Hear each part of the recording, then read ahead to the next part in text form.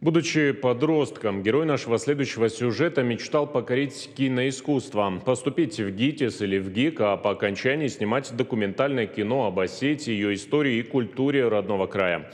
Жизнь сложилась иначе, однако желание быть полезным своей малой родине не оставляло нашего героя, и спустя годы он стал заслуженным ученым и внес огромный вклад в осетинскую лексикологию. О жизненном и профессиональном пути Теймураза Кокоева в материале Валерии Козаевой. Настоящий патриот, преданный своей нации и культуре, Теймураз Кокоев посвятил жизнь воспитанию молодежи и служению науке. Профессор Юго-Осетинского государственного университета, лауреат государственной премии имени Костахи Тагурова, заслуженный деятель науки Южной Осетии, действительный член интеллектуального клуба фундаментальной библиотеки при МГУ. Этот перечень можно продолжать долго. Ректором Юго-Осетинского университета Теймураз Исакович был 10 лет. На этот период пришли самые сложные времена. Был сожжен наш университет, здание главного корпуса. И, соответственно, положение было очень сложное. В то время фактически хотели наших студентов распределить по разным вузам Российской Федерации, ну и прежде всего, конечно, североосетинские вузы. Но я настоял на том, я боялся, что многие из них не вернутся, да и преподаватели оставались без работы. В общем, как-то так, и на сегодняшний день, собственно, у нас все в порядке. Он грезил о киноискусстве, но судьба распорядилась иначе. Поступил в Юго-Осетинский педагогический институт на факультет биологии и химии. Затем прошел путь от старшего преподавателя до ректора. Сегодня профессор успешно совмещает научную и преподавательскую деятельность.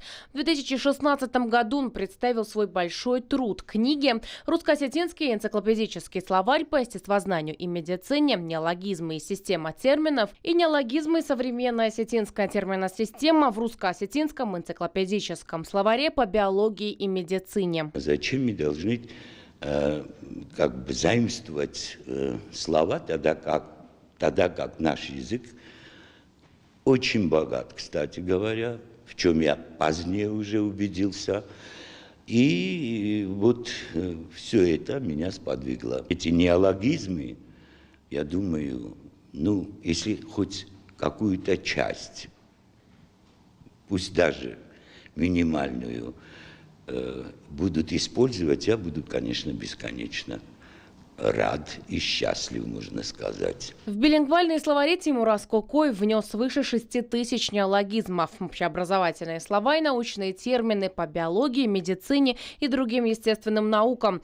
В этих изданиях впервые были созданы классификации микроорганизмов, растений и животных на осетинском языке. Едва выпустив книги, Теймураз Кокоев начал работу над новым трудом, вторым изданием словаря. Книга вышла совсем недавно. Еще больше слов и научных понятий, но уже в более расширенном формате. Появились и словарные статьи. Да, обычный словарь дает только перевод слова.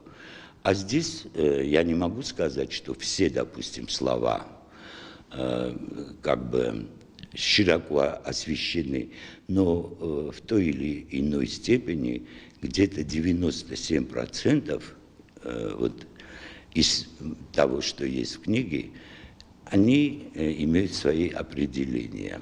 Люди очень одобрили, и даже некоторые сказали, что с сегодняшнего дня они больше не будут употреблять старые, так называемые заимствованные слова, а будут именно пользоваться этими моими терминами. Своими научными трудами Теймураз Кокоев внес огромный вклад в осетинскую лексикологию. Такой двуязычный словарь уникален для Осетии, особенно тем, что его создавал один человек. Ученый всегда мыслит масштабно, но при этом очень внимателен к деталям. Например, на одной из международных конференций, которая проходила во Владикавказе, он предложил ятрышник в качестве национального цветка.